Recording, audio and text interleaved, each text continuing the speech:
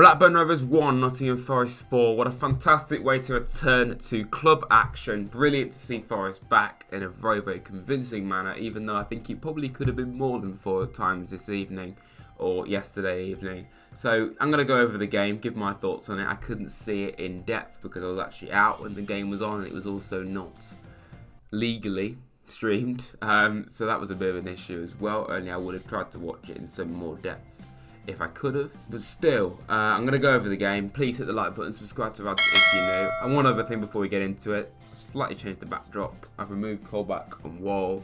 They are still in my room. They're now over here when you see me with this camera angle for my streams, and that will be still in shot in place of Cook, who I kind of felt like it was a bit weird having him up based off how he's performing this season, and ultimately even I could admit Cook's not been the best. But anyway, the game, 4-1, brilliant to go and beat a team that we were in the same division as last season so convincingly. And when you think about it, there's only really like a handful of positions between us and Blackburn in the whole football pyramid, and we made it look like it was much, much bigger, and we still probably could have scored more goals based off what I've seen of the game and the stats. If we look at the stats, we see that Forest...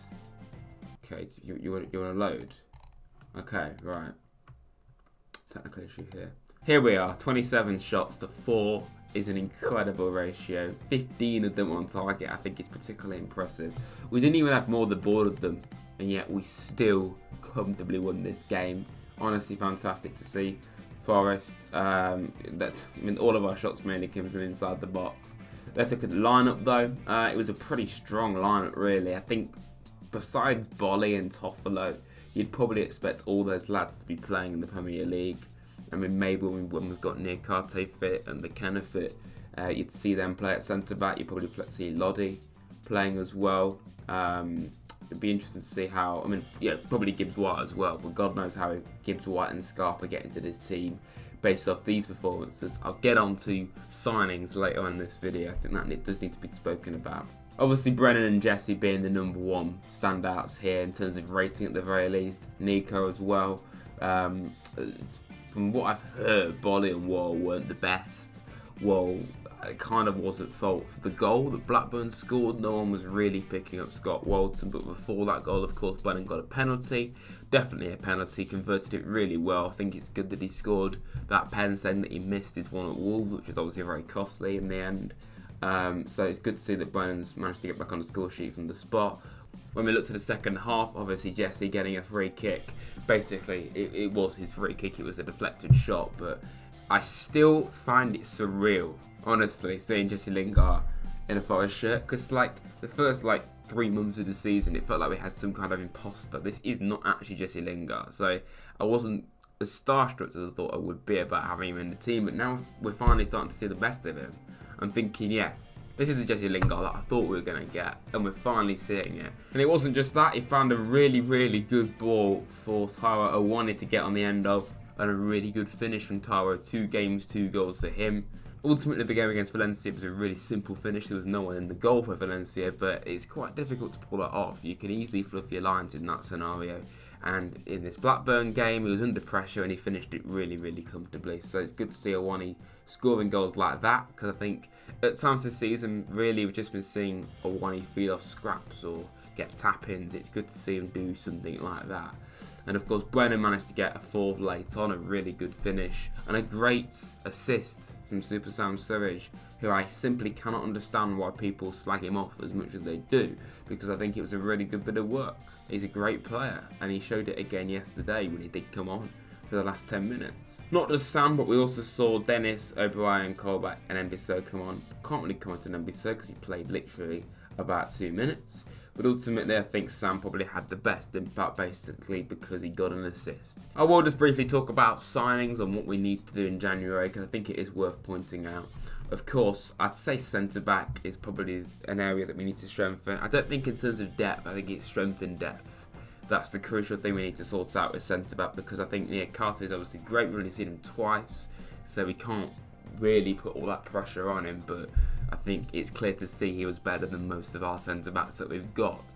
I will not listen to anyone that slates Scott McKenna. I still think he's fantastic, and I do think that Joe Wall is still a very good player. Only even I can admit, yes, he has been a bit found out at times this season, even in this Blackburn game, which is a bit concerning. But I do have to say it's Bolly and Cook that make the centre-back depth weak, in my opinion, in terms of strength, that is. Not in terms of overall depth, because that's 5 defenders there. I will always thank Cook for what he did for us. I still, he's not in shot anymore, but I got the Cook poster up there at a site. It's not like I've just got rid of it entirely from my view, not yours. Yeah, I think even I can admit that Cook has not been that good this season. He certainly shouldn't be starting as much as he is. There's not a chance, and I'm a bit surprised that, I mean, if I was the manager, right, I would have been playing Cook in this game, and then I would have been resting him for United. The fact that he was rested for this game suggests to me that he would be playing against Man United, which gives me nightmares against Marcus Rashford, Anthony, Martial, Fernandes. Oh god, that's a nightmare waiting to happen. I don't want to see that. Point is though, strength and depth at centre back is where we need to improve. I think some say a striker, but I think really looking at this depth, it isn't all down to a number 9 necessarily scoring goals. Jesse, Brennan, Awani. Obviously, we've got Gibbs White, who's outstanding. Scarpa, who also looks outstanding as well. And Surridge. I do not think Surridge should be discarded entirely.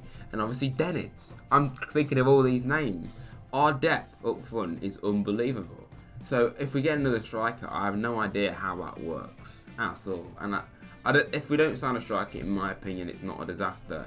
I think it's a centre-back we need to be signing, in my opinion. I do not want to see us signing a midfielder. I think the midfield is more than strong enough, even without Cuarte. I think it's still very strong. And then obviously, I do think the centre-backs. I just don't know how it would work though, Like when we get Nick Cuarte back and McKenna, if we sign a good centre-back, I just don't know how all those lads fit in. You're going to get really good players on the bench or being loaned out. Like, it's unbelievable. I've not even mentioned Willy Bolly. I just don't feel like he's the option. I just can't be convinced. I've seen him play a few times now in person, and just in games in general, I just don't feel convinced by him. And I think what it is with Bolly is the fact that he's not long term. He's 31, I think he is, Bolly. I think the fact that he's not long term, that's what gives me doubts. But yeah, through to the League Cup quarterfinals. Never thought I'd see that. We saw it in the FA Cup just a few months ago. So to see us reach 2 cup quarterfinals in a year is just outstanding. Yet again, highlights the unbelievable job that Steve Cooper's done for us, getting us promoted, honestly, into the Premier League, from bottom of the league, obviously in the Championship. Outstanding. By far and away the best year ever, me supporting Nottingham Forest, and it would take a lot to top it. But it's just been a dream. It's been a joy to watch Forest this year. It was tough at the start of this season, but it was always going to be. But I am very optimistic for the rest of the season, the way things are looking. But please let me know in the comments below your thoughts on this game. Who should we sign in January? And I will mention one more thing. It is an absolute joy to finally see Forest have a shirt sponsor. And it's good also to see that it isn't from a betting company. It's from a refugee charity. Who, I don't know all the details, but it is fantastic to see us actually with a real sponsor on the front. Like, it did look traditional really without having a sponsor, but I just think it was missing something here, in the middle of the screen, not the screen, the shirt. And I just think it would really finish it off. It really will. And I'm not an expert on what we should and shouldn't have as a sponsor, but it's a lot better than having a betting company, for instance. So it's good to see, and I believe we've got that until the end of the season. So we may have to get a new sponsor next season. Thank you for watching this video, everyone. If you have enjoyed it, please hit the like button, subscribe to Rads if you know there'll be plenty of content coming now. The domestic season is back up and running. Merry Christmas to you all, and I'll see you very soon for another video. Come on, you Reds.